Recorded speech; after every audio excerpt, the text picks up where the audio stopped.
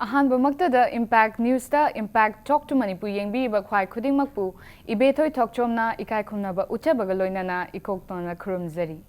Kanglaipak iramda masigi mapari mamom loising haithoi singthoi bada awat palaite. Ngasigi episode asina puduna lakchari ba asi lamdam sigi entrepreneur singi manungda ama oiriba Future Techina Managing Director amadi Manipur gi first ever free education learning app mahaikol bu puthokliba Oza Arambam Priyobrata buni Oza bu ahamba maktada akoigi so impact talk to Manipur da taramna okcheri. Ahan bade Oza so se hogdok pasidi Oza ge samlapa introduction ming leifam amadi Oza na hoji zikai una fam pubiri ba adu matang da thambi. Fani haizege aigi ming Arambam Priyobrata adoga ai isamak wangkhayang pali mayamna ningthempuki mamang haina khangnaba hariba jaga mafam adudagini ichinau je taruk poi babagi mingna Arambam buda aduga mamagi mingna Arambam ombi tamfa devi akoi ichinau gi taruk ki manungda ini isana atombane na haizege aduga ai schooling haizer agadi ai je pi ngai dagi boarding da chawre haiba tare yumda makti chawroktre pi ngai da class 6 pauna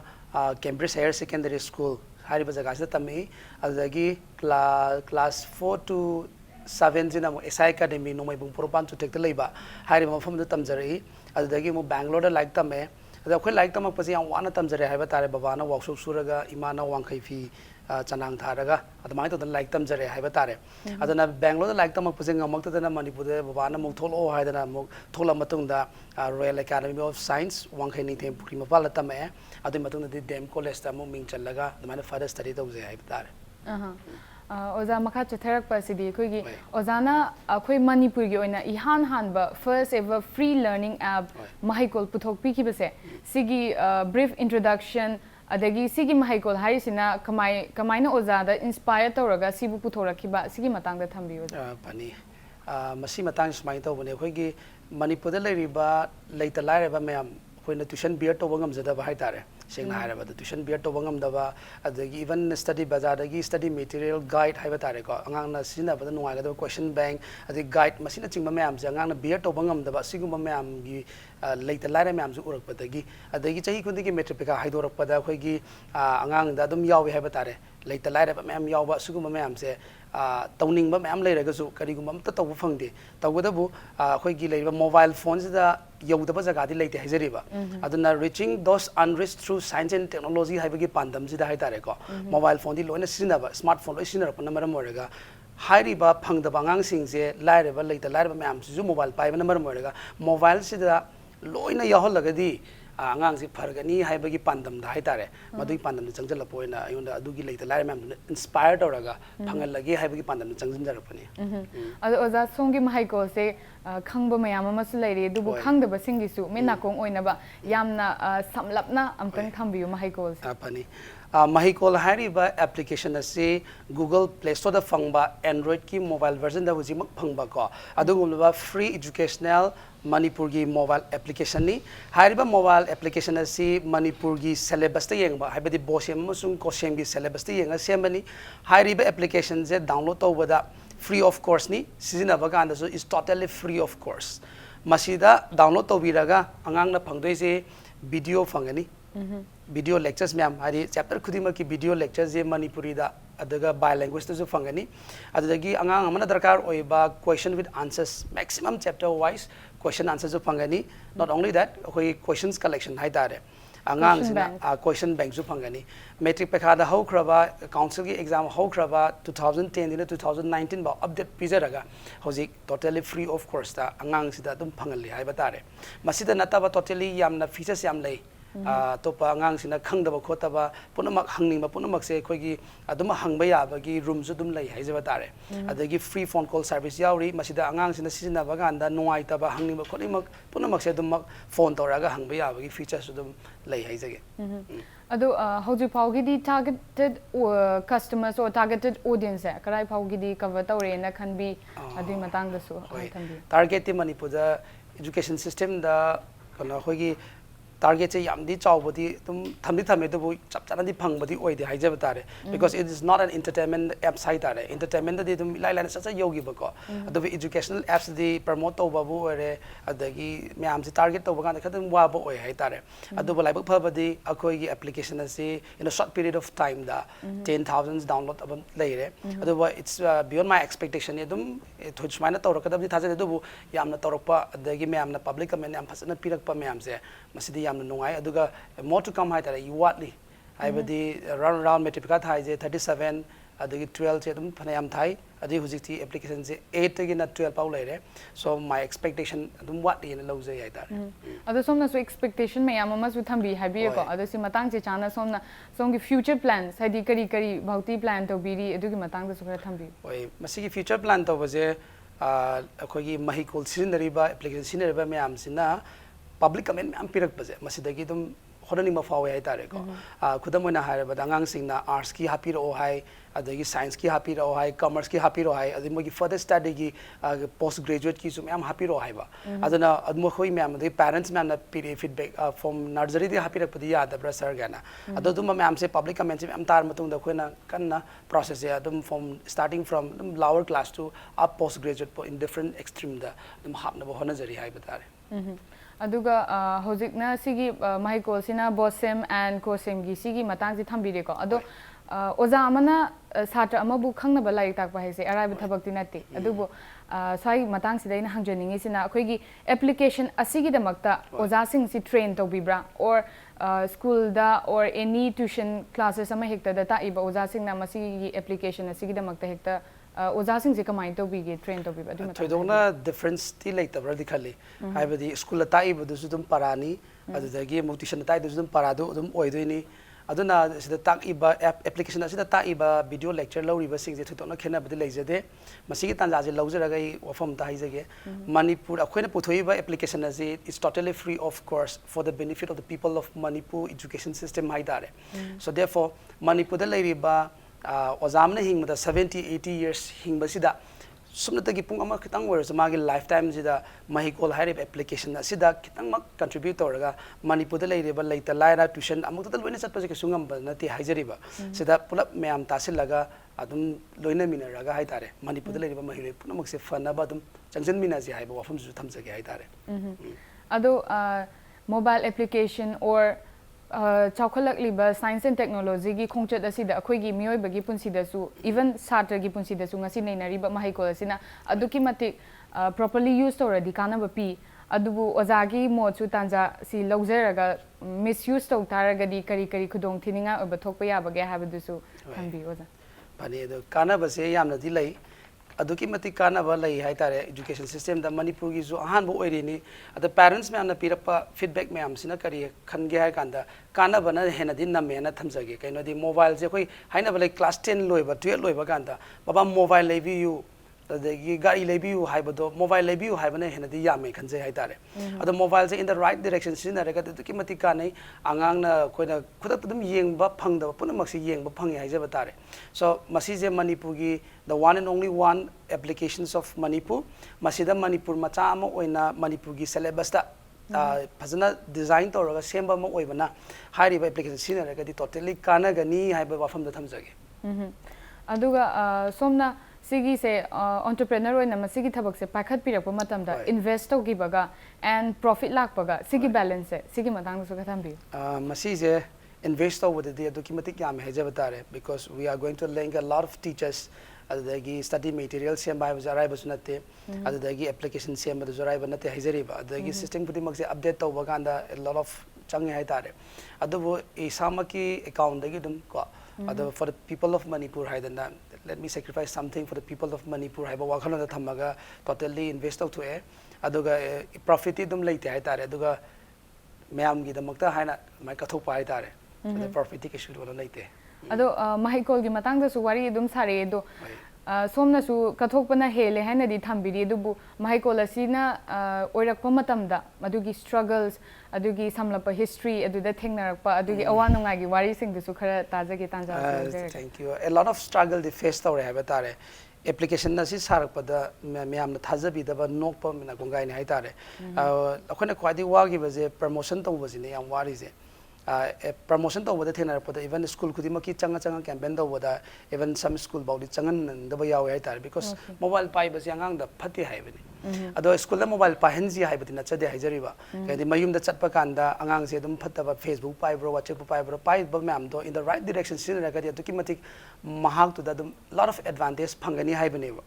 adaga dum sin no haiba junate if mana drakar ba khang da ba hang pa adagi beer to bangam da ba tuition chatpa ngam da ba ma'am di yam di kana bo oibani na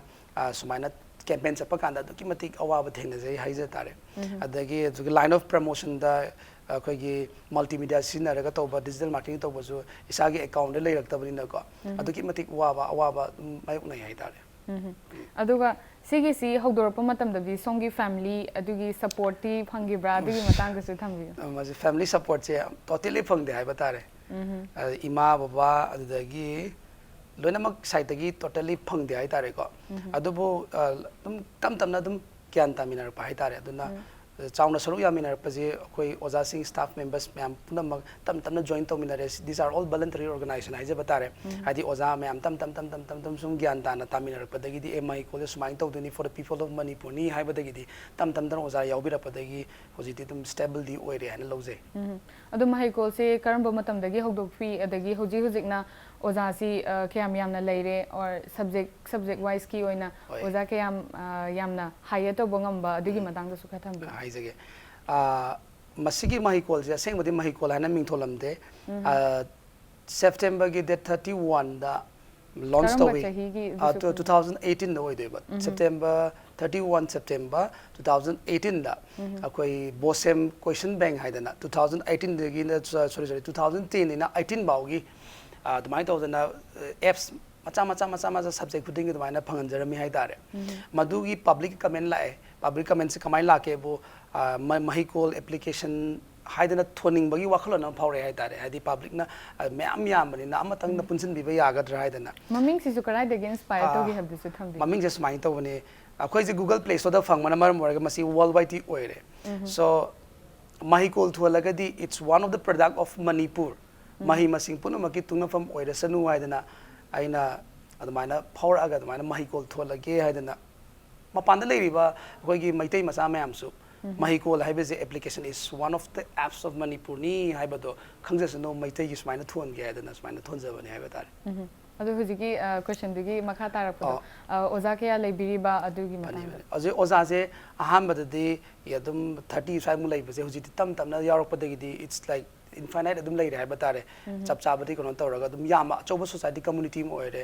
we have lot of department the production teams we have adagi marketing teams adagi ozagi community big community mo seme ad how much I was the tam join tarpane it's a continuous process hai ta adum chauna lei hai batare subject ko dinge dum school ki dum representative tam na yausala hai tare ado oza wari sisu yam nungari matang sai sida break amatang logzagi Impact Talk to Manipur yengbiriba khwai khuding makpu break macha amatang logzagi break tagi yam thuna hanjerake Impact News bideng taduna laibiu Impact Talk to Manipur yengbiriba khwai khuding makpu amuka hanna taramna okcheri oza break ki makha tarak pa asidi ko question se oza da akoi gi hojik lairiba akoi Manipur da lairiba education scenario se asidai sida kari karamba khongthang lokhatlagadi hena afaba oigani habdo oza gi matang thambiu apani educations of Manipur haitare especially ko masigi point of view de yenguragadi masi context de yenguragadi as my point of view haitare technology gi application asigi yenguragadi like angang amanda akoi gi oza ma khaktana takpa knowledge se masi je satisfied oibam thoktabra khale haitare therefore lot of teachers communities je amukta sambaya ba pochika ino haragadi it's an educational apps haitare so the mana khangning ba khoning ba je magi oza ma the concern to bajina pelak taba taragadi there will be a lot of mangonda learning je tapakani haitare maduna mangonda mapan na idana heta tambaya ba pochikari oiga daga they using this application haitare like broad minded like na haitare ko aduna kana na kari hainari kana kari tammi haibaje we have to update oiba madarkar oitare knowledge therefore masigi application the sinaragadi musu phaba pot oini haidare ko adana akhoi je hujik Manipur education system da mobile phone sinarapasina aduki mati mangja basu lairi but if we use in the right direction de ko yamna aphaba chawkhut kumthang lakani hana khanjai haibatare adana akhoi gi satra sing mahiroi khunai punamakse gyan tamina badarkar oi we have to use it but akhoi preventive measures samadi lahu badarkar oigani in the right time in the right place haidare madu law taragadi ko aphaba education system ama oigani haiba thajabale we should use it wisely yam singna sizina gadawni sini makha tarakpa sidi akhoi gi education ama angang amana education matam da magi parents and guardians singi role se aduki matik chawe haina khanjai ko ado somna a role of parents or guardians in education sigi matang do opinion so kha thambi so the role of parents e angak pani haidare like even I can say like parents are sometimes ignorance adi angang duna uroi da pot so eta usan bagumba oiba ko adagi muksu uranu haiba kana dum usal haiba tare aduna parents sing je dum or henjen basu dum yawe hai tare dagi angang amana mana tamgada pose koi gi mana chagada po parents na dum pizara po yawe adana mauna tambagi changje taptharak pasu yawe hai tare adana hujiti it's a 21st century like we can learn a lot of things hai tare tamba ya ba mapal nai dre hai tare lari khiltana tamba do koi di tam lari kitang tamba hai na khalle hai tare we can learn a lot of things ko koi through using science and technology so Ronald parents e yam chawi tawgadabu parents as well as students and the like teacher community hai ba try pot che masi phasana gyan tami na bam di changani hai ba ahum je sambangam ragadi akoi chawkhut ba education system chawkhut pa dum retarded oigani hai ba khanse ado ozana somgi huji puthok piri ba mahai kol sigi se hena chawkhalakpa hena vas oikhala agadi akoi gi Manipur gi education gi scenario sibu hena chawkhal han bangam godori ne bako ado sigi matang asida government ki side tagi kum aid kumba phangba gidi leibra or if kai kumba phang taragadi adugi matang da khara thambiyu ne haidi phangagadi hena phagani hendi khanje thoidokpa huji thadariba finance punamak se samaki account di oi haiba tare di phangdri aduga magi scope thami ja khoi je we also provided with employment news see application the employment news p ka masina akhoi gi class 12 loisalapa kanda mana angang duna kari kari thaba ya ba lege adagi amukso kari exam to ba yari center gi bo state ki level da bo have employment news so khoi so hapsari not only that akhoi educational information haiba tare like metric examinations result out is going to be high dore adagi metric exams se sida center tai haiba na chingba information educational information haiba tare masizu we have provided it so I think it's one of the yamna kono angang sata de yam darkar oiba podam di oi but there is a lot of controversy behind the pay or phate haiba duni adana parents itself masama gyan tahan ningi adagi angang masama in the right place wisely sina ningi haiza batare asmaina thamjage escape su yam leirabanina haidi generation gap ama su leirabanina aduga makha tarakpa sidi satra amagi punsida mai pakna bagi damakta ozagi site tagi tips and tricks khara samlapna thambi hoi angang ama mai pakpa haibaje sengna haibada khoi gi yamna senabibam su darkar oi aduga mana mature eba kitang bab tarakpa gyan tarakpa da khoi gi masana khangadaba matam da khoina mu thadau pi basu darkar oi adu matam da mu parents na dum yengsan bi wa haibajidi angang do mapung mari far oi haina thamjage haibadi makan mana society dagi tamgadaba mayam su lai hauzik tambi baje khoi larik tamak tamboi khali lai suju dum yaw da boi su dum khali aduna larika lai su ga plap chamin aduna yam chakot pa khunai ma oi minana ba gyan tamina ba changi haijaba tai aduga makha tarakpa sidi khoi gi whole society haidi akhoi we are social animal so whole society sida education gi line sida hen enhance tong nabagi damata kari haibiningi songi opinion and songi message adusu thambi oi hujik se yamna lui hai tare 21st century that because we have lot of kana babu ore kana dabu ore science and technology through the to kimatik phangi so people should be like mobile pairi ba satra puna maksing je khoi yam singna gyan ta na haina singna chapam darkar oi maram di kari gina bu lot of advantages phanga jo if it pasana sinda da taraga di akoi je phatabalam chakidoni so haigi haraga di there is lot of adukimatik leira haiba tare kari matam ning ba phauning ba khangning ba leira gadi singna haija ba tare gadi hari kari ma khangda ba haiba je takpiningai hena yama ba haitare adana hojiti through science and technology we can get a lot of informations aduga yam informative oibe loina phangbani na koi aduki mati chawkhat pada mateng pangagani if we use science and technology gi koi applications me am haitare in the right direction sina bade aduki mati kanani hadan thamjage interview se coming back to Mahikol Mahikol asina hek hogdorpadagina hojik phawgi sigi matang da haibigre ko adu sigi hojik phawgi targeted audience sigi sina not only akoigi comment nataba haidi isada direct or comment adugumba pibirakpa matamda somna phawba either negative comment or positive comments adugi matang su khara thambi yam noi ba thodu ma thoki hai ba tare sumai tawi akoigi Saint Joseph School gi security ni haina phone tori mana phone tor pa maje metric examination the back lakba aduga back saliba subject je moi ji yam nang mana maram oraga maje security join tawe na takpire aduga phone tori Mahikol gi helpline number the phone tor pakanda ina ubakanda ina hai mana haire koi gi som gi questions me amje dum tam thagapira pa ya gadra sir na adu ina hai soidan thagat charege som kana gi no hangba ganda mana haire ai je sir security on lay sumai tawdana ai tuition ke tambo ko pangam jadre sumai tawdana amta thagat piragadi yam nungai ni adana that is I think it's my happiest moment because aina pammi baje laita laire ba ma'am akhoi gi ma'am do phanganing ba haidare ade akhoi matam da akhoi wana tamakhi ba pot punamak se moi di wahal roge habagi pandam do samjan manina mana yam wana dumaina troga loi kana ba phangbo do security ai bazina masamang like pa basu dum like paira pa ba yadam na ma mobile lagi toraga adum matam len ba do loi like pa bani hai tare duna se mahak se right direction the season are in the right time in the right place hai tare aduna sugumaina season araga comment pibirak pa se aduki matik nuai se hai jaba tare ado interview si loibagi tanja siyok sa le do ngasi gi aina interviewer oina phame somna interviewee oina phame ado interview oina interviewer na ga hanghaning ba question ga leibi redi phongdok piro thoidok pase Mahikol gi khoi gi matang hujik bogi status se adum hangba yai hai tare adum haijage ko Mahikol application se download se hujik 10,000 above play re aduga page views se 17 lakhs above hen lay ado net yada matang amsu dum yawgre haijari ba Manipur da dum 5 or 6 days la mu yada ba yawgre ado oirabak su dum myamna dum pamna sinai hai tare adana dum myamna pibira pa feedback ki matung inna myam gi pen ba dum tawjage